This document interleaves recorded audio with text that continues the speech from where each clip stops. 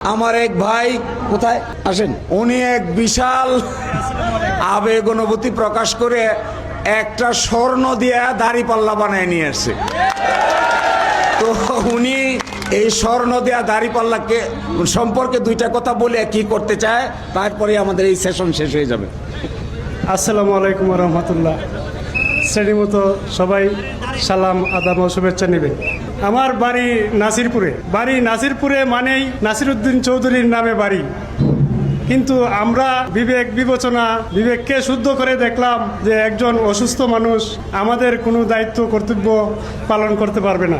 তার নিজেই কথা বলতে পারে না, আমাদের কথা কি বলবে?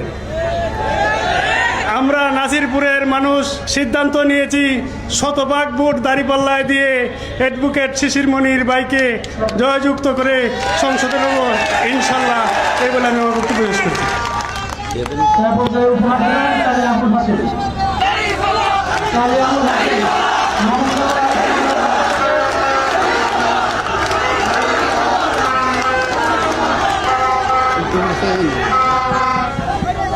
আচ্ছা, আমাদের আরেক ভাই আরেকটা বানিয়ে নিয়ে আসছেন দাড়িপাল্লা আর বাংলাদেশের পতাকা। বলেন।